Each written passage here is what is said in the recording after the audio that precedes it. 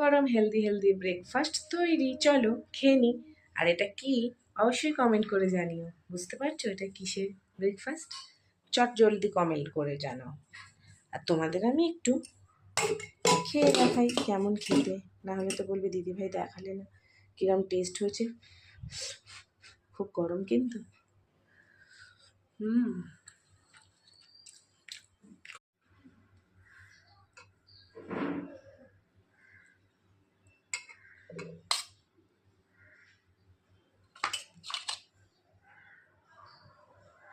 তৈরি গরম গরম হেলদি হেলদি।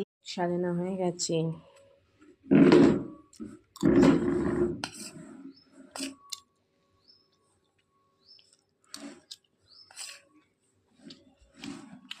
খোকি বসো।